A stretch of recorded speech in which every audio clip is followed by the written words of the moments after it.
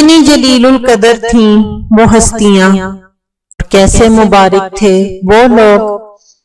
جنہوں نے رسول کریم صلی اللہ علیہ وآلہ وسلم کے عہد زریں کی زیارت نیز ان کے صحابہ ہونے کی سعادت حاصل فرمائی، اور وفات پیغمبر صلی اللہ علیہ وآلہ وسلم کے بعد بھی حق کا دامن نہ چھوڑتے ہوئے نصرت سید الشہداء علیہ السلام میں اپنی جانوں کی قربانیاں پیش کر کے درجہ شہادت حاصل کر لیا۔ ایک لحاظ سے میدان کربلا میں شہید ہونے والے یہ اصحاب رسول صلی اللہ علیہ وآلہ وسلم اور بھی قابل تحسین ہیں، اس لیے کہ عمر کے اعتبار سے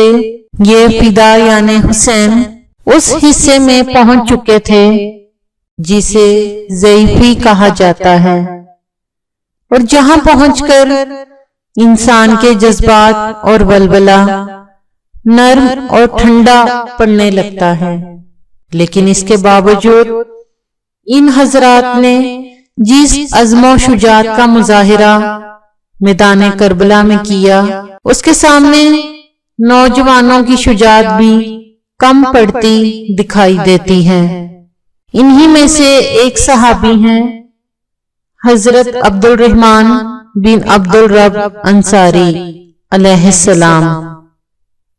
حضرت عبد الرحمن علیہ السلام محبان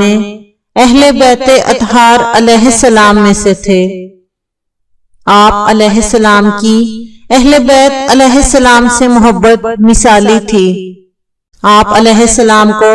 صحابی رسول صلی اللہ علیہ وآلہ وسلم ہونے کا خصوصی شرف حاصل تھا۔ آپ علیہ السلام کی ایک بہت بڑی خوش نصیبی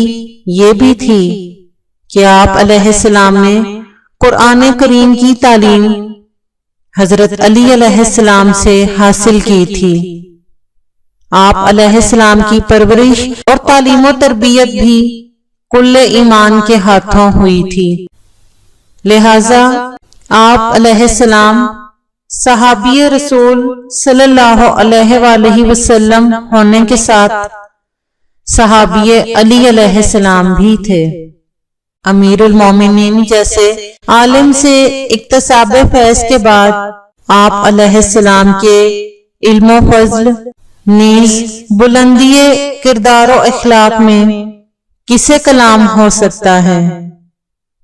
آپ علیہ السلام کا اسم گرامی ان چند اصحاب میں شامل ہے جنہوں نے حدیث غدیر کی روایت فرمائی۔ ایک مقام پر جب حضرت علی علیہ السلام نے لوگوں کو قسم دے کر پوچھا کہ جس نے رسالت مآب صلی اللہ علیہ وآلہ وسلم سے روز غدیر حدیث فرماتے سنا ہو وہ اٹھ کھڑا ہو، اور جس نے یہ حدیث نہ سنی ہو وہ نہ اٹھے، تو اس وقت ان چند اصحاب میں عبد الرحمن بھی شامل تھے جو اٹھ کھڑے ہوئے،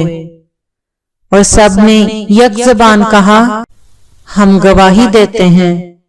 کہ ہم سب نے غدیر میں سرور کائنات صلی اللہ علیہ وآلہ وسلم کو یہ فرماتے سنا ہے، جس کا میں مولا اس کے علی مولا ہیں۔ آپ علیہ السلام کا شمار ان جانثار حسین علیہ السلام میں ہوتا ہے جو حرم محترم میں امام حسین علیہ السلام کی خدمت میں حاضر ہوئے تھے، اور انہی کے ساتھ مکہ تا کربلا